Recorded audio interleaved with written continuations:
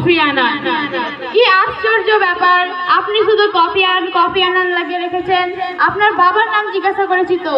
ওটাই আমার বাবার নাম, আপনাকে কতবার বলবো কফি আনান।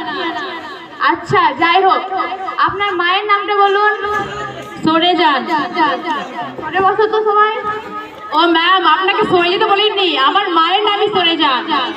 ও এরকম ব্যাপার রয়েছে। হ্যাঁ। তাহলে এবার বলেন তো আপনি কোন কোন জায়গায় ঘুরেছেন?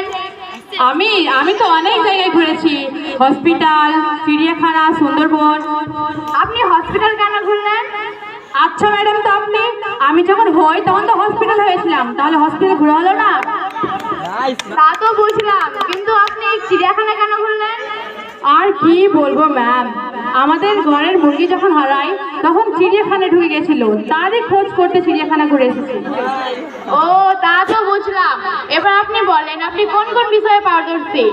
আমি তো অনেক বিষয় পারদর্শী, বাংলা, ইংলিশ, তারপর হিন্দি, আরবিক। আপনি আরবিকে এতটাই পারদর্শী, তাহলে এক লাইন বলে শোনান তো। ইন্না লিল্লাহি ওয়া ইন্না ইলাইহি রাজিউন। তা তো বোঝা গেল, এবার আপনি একটা হিন্দিতে এক লাইন বলে শোনান। শোনো ভাই আর বহনো, এটা কি পারদর্শী হলো? ইয়েস ম্যাম, কারণ আমাদের দেশের প্রধানমন্ত্রী তো বলে, তা শুনে শুনে আমি হিন্দিতে পারদর্শী হয়ে গেছি। আচ্ছা যাই হোক, আপনি বলেন আপনি কি গান শোনেন? গান শুনি মানে সব সময় গান শুনি, উঠে গান শুনি, বসে শুনি, ঘুমিয়ে শুনি, দাঁড়িয়ে শুনি, শুধু গানই শুনি। তাহলে আগেকার দিনের গান এবং বর্তমান দিনের গানের মধ্যে পার্থক্য বলুন তো। আগেকার দিনের গান যেমন প্রসেনজিতের গান, বেদের মেয়ে জ্যোৎস্না আমায় কথা দিয়েছে, আসি আসি বলে জ্যোৎস্না ফাঁকি দিয়েছে।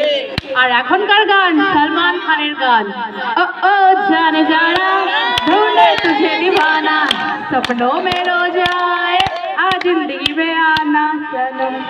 ও তাই তো, সব বোঝা গেল, এবার আপনার চাকরিটা পাকাপাকি করলাম। Thank you.